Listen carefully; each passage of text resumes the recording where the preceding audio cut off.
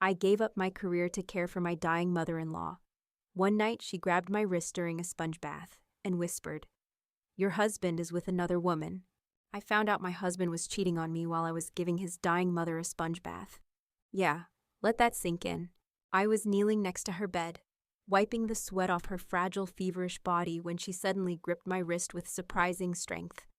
Her sunken eyes locked onto mine, and she whispered, "He's not working late. He's with her." At first, I thought she was hallucinating. The meds, the cancer, the fever. It all messes with your mind, right? But there was something about the way she looked at me. Sober, heavy. Like she'd been carrying that truth for days, maybe weeks. That was the moment my gut knew something was terribly, heartbreakingly wrong. Let me back up a bit. My name's Lily, I'm 33, and I thought I was in a strong, honest marriage. Ryan and I met in college. He was charming, ambitious, the kind of guy who could talk his way out of a traffic ticket and still have the cop laughing. We built a life together, nothing extravagant, but stable. We both worked full-time, had a cozy apartment, and even started saving for a house. Kids were in the distant plan. Life was moving. Then his mom, Ellen, got sick. Stage 4 cancer. She didn't have much time. Ryan's job in real estate had just started picking up, so someone needed to step up. Ellen had always been distant with me. Polite in front of Ryan, icy when alone. She had that silent, judgmental thing down to an art form. But still, when she got sick, I offered to move into her house and take care of her. I thought maybe, just maybe, this could be a turning point for us. That she'd finally see I wasn't some outsider trying to steal her son.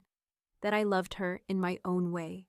I took unpaid leave from work, packed my life into 2 suitcases, and I committed to being her caregiver. The first few weeks were brutal. She refused my help, insulted my cooking, and even accused me of trying to kill her with the wrong meds. But I was patient. I watched YouTube videos on how to clean feeding tubes. I labeled every pill bottle, kept detailed charts. Slowly, her resistance softened. She started calling me by name. Then one night, after a particularly bad fever, she reached for my hand. And for a moment, I felt like I had earned her respect. Ryan, on the other hand, began to vanish. He came by on weekends at first. He brought groceries, kissed me on the cheek, told his mom he loved her. But soon, his visits became shorter. Then he stopped coming altogether. "Too busy with clients," he said. "Deals falling through. I'll come next weekend. Promise." Next weekend never came. Our phone calls got shorter. Texts became dry. One-word responses. When I tried to call at night, he'd send me to voicemail and text back hours later with "sorry, passed out." Passed out from what, Ryan? The cracks started showing one by one. I remember coming back to our apartment one evening, just for a night, to grab clean clothes. As soon as I walked in, something felt off. There were 2 wine glasses in the sink. One had lipstick on it. I don't wear lipstick. There was a faint, unfamiliar perfume lingering in the air, floral, sweet, not mine. A long blonde hair on my pillow. I'm brunette. I stood there for a long time, staring at it. My rational brain went into overdrive. Maybe it was his sister. Maybe he had company for work. But deep down, I knew. I just didn't want to admit it. Not while I was wiping vomit off his mother's nightgown 3 towns over. Then came the night Ellen said it out loud. The night she shattered the last bit of denial I was holding on to. He's not working late. He's with her. I tried to play dumb. With who? She turned her head away. You know, I sat there for hours that night, after she fell asleep, staring at my wedding ring. My hands smelled like sanitizer and ointment, and my heart felt like it had just dropped into a freezing lake. I didn't want to believe it, but I couldn't ignore it anymore. The long silences, the disappearing weekends, the lipstick glass, the perfume, the hair, my instincts. And now, Ellen. It's funny. You'd think betrayal hits like an explosion, but in my case, it was slow. Like watching cracks crawl across glass. I hadn't seen it all shatter yet, but I could hear the ticking. I wasn't ready to confront him. Not yet. I needed proof. I needed the truth straight from the source. And deep down, I needed to see just how far he'd fallen. while I was busy saving his mother's life. After that night, something shifted in me. I stopped waiting for answers and started quietly hunting for them. I didn't say a word to Ryan. Not yet. I needed to be sure. I wasn't going to walk into a confrontation and give him the chance to gaslight me into thinking I was crazy or worse. Emotional from all the stress. That's how men like him operate. They weaponize your love and turn it against you. So I stayed at Ellen's house and played the part of the dutiful wife. But inside, I was slowly unraveling. The long nights taking care of her had already worn me thin, and now I had to pretend that everything was okay while I was slowly dying inside. Ellen didn't say anything else about Ryan after that night. In fact, she became unusually quiet, like she regretted telling me. Or maybe she was testing to see what I would do. We never brought it up again, but I noticed how she started watching me more closely, almost protectively. We settled into a routine. Every morning I helped her bathe, got her medication organized, made oatmeal with a bit of cinnamon the way she liked. I cleaned, I changed her sheets. I rubbed lotion into her paper-thin skin. She rarely said thank you, but she no longer fought me. That was progress. One day, as I was putting away laundry, I noticed she had left her tablet open on the bed. She was napping, so I glanced at it.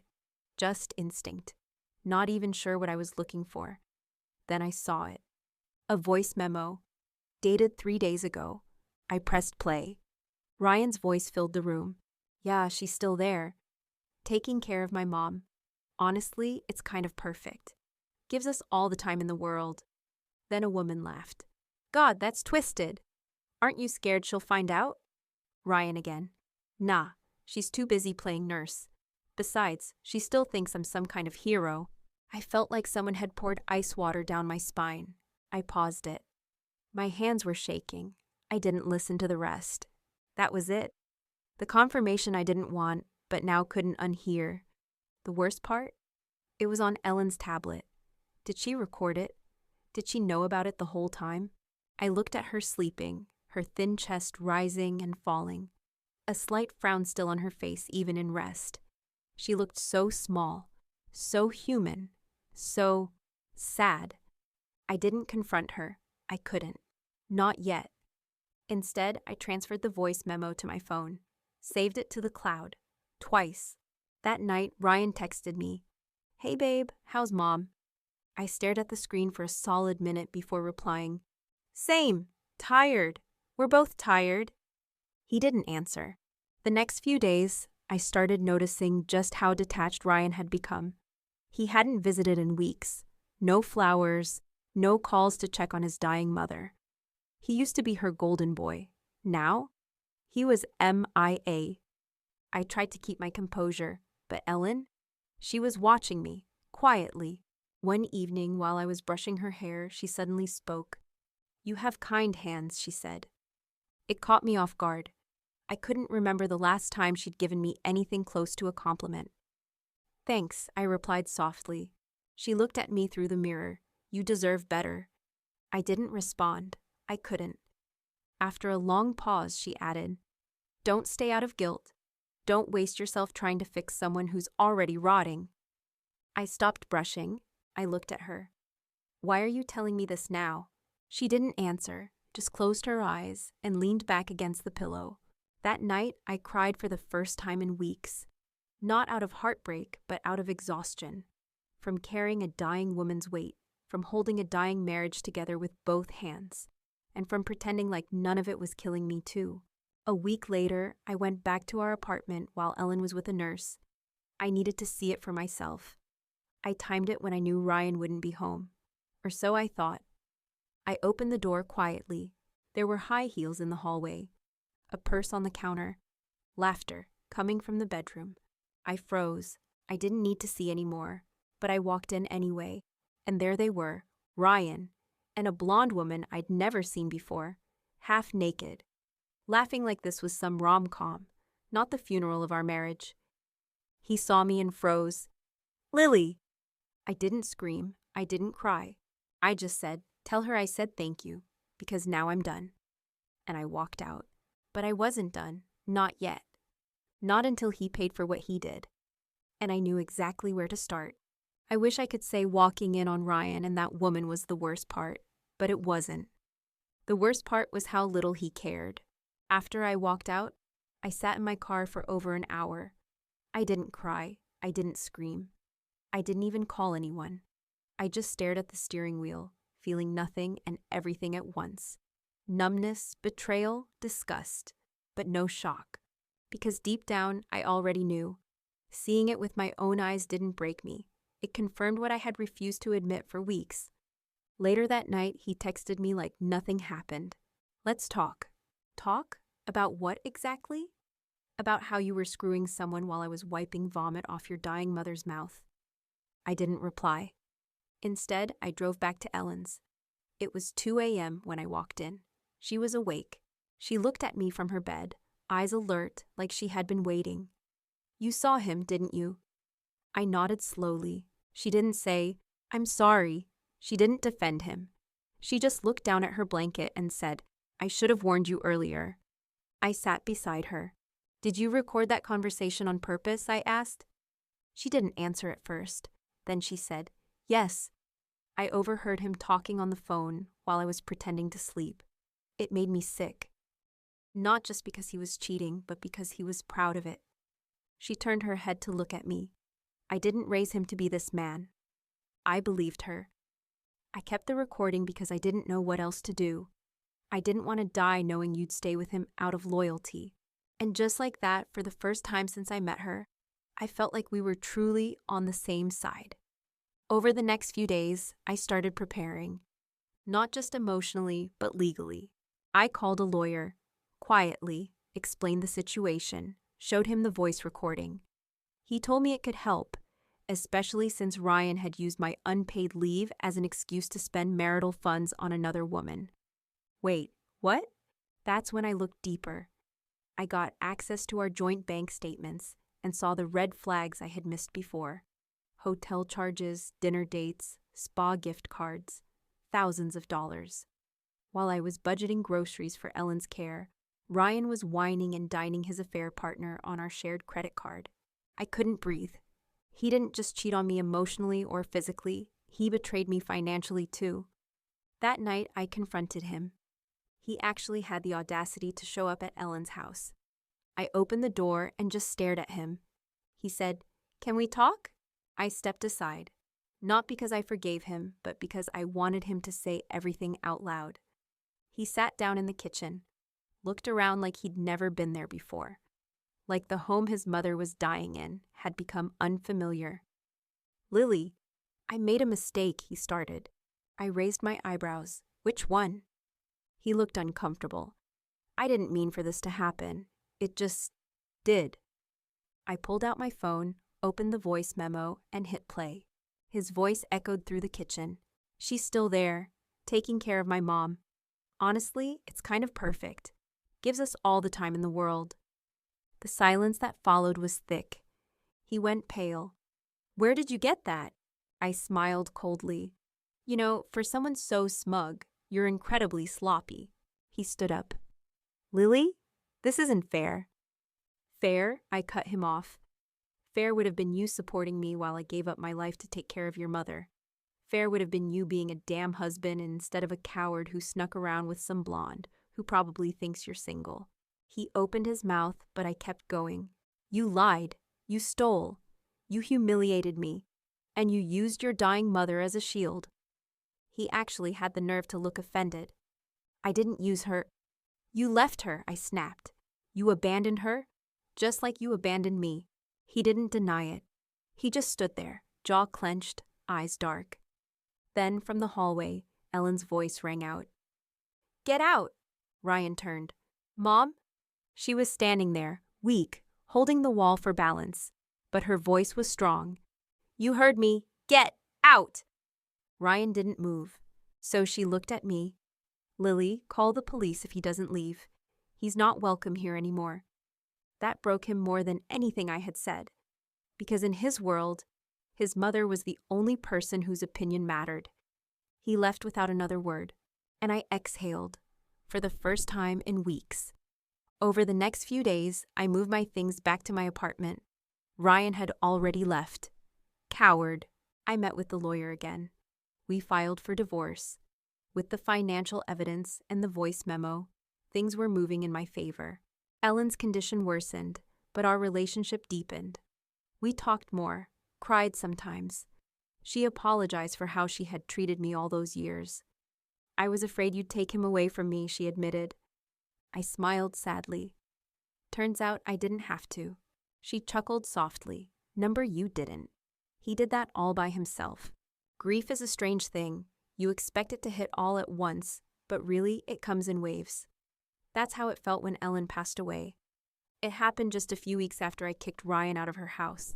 One morning, I walked into her room with her meds and found her staring out the window, peaceful in a way I hadn't seen before. She looked at me, smiled faintly, and said, "You can rest now." Those were her last words. She died in her sleep that night. I didn't cry right away. I sat beside her, held her hand for a long time, and whispered, "Thank you for telling me the truth, for choosing me in the end, for helping me break free."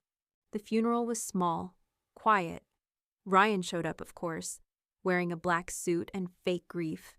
I didn't say a word to him. I didn't need to. Everyone there could feel the distance between us. He didn't even try to speak to me, maybe because he knew what I knew. There was nothing left to salvage. The divorce moved quickly. My lawyer was a godsend. With the financial records, the voice memo, and proof of infidelity, I walked away with everything I needed. And none of what I didn't. No more shared debts. No more shared space. No more shared life. I moved into a new apartment, smaller but mine. For the first time in years, I decorated for me. I put plants in the window, bought linen sheets, painted the walls soft green. I slept diagonally across the bed and didn't feel lonely, just free. Of course, Ryan tried to reach out. He sent texts that ranged from pathetic, "Can we talk?" to arrogant, "You'll regret this when you calm down." I blocked him. Then came the final message, from her, the other woman. It was an Instagram DM from an account I didn't recognize. Her profile was all selfies, motivational quotes, and soft filters. She wrote, "Hey, I just wanted to say I'm sorry. I didn't know he was married. He told me you guys were separated. I found out the truth after you left that night. I ended things. Just thought you should know." I didn't reply. Not out of malice. I just didn't have anything left to give. I wasn't angry anymore. I wasn't even hurt. I had walked through fire, and I was still standing. What surprised me most in the months that followed was how quiet healing could be. It wasn't loud or cinematic. It was in the small things, the morning sun through clean windows, making coffee exactly how I like it, laughing again with friends I had pushed away while living Ryan's life instead of mine. I started journaling. I took long walks. I even went back to work, part-time at first. My coworkers welcomed me with warm hugs and genuine concern.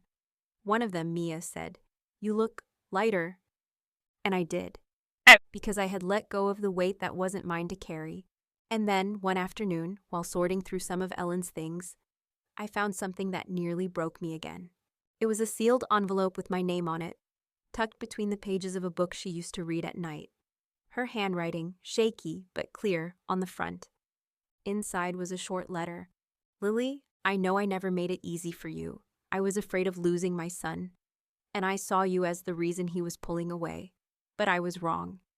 You were the only one who stayed, the only one who truly saw me. I see you now. I'm proud of you. Ellen." I cried for a long time, not for Ryan, not even for Ellen, but for the version of myself that kept trying so hard to be enough for people who didn't deserve me. It's been 6 months now. I still sleep alone, and honestly, I love it. I don't flinch when my phone rings. I don't tiptoe around someone else's moods. I don't shrink myself to keep the peace. Sometimes people ask if I'll ever date again. Maybe, maybe not. But for now, I'm dating peace. I'm in a committed relationship with boundaries, healing, and choosing myself every single day. And I promise you this. If you're ever in the middle of wiping down someone else's mess while being betrayed in the background, don't wait for someone to save you. Save yourself, walk away, and don't look back.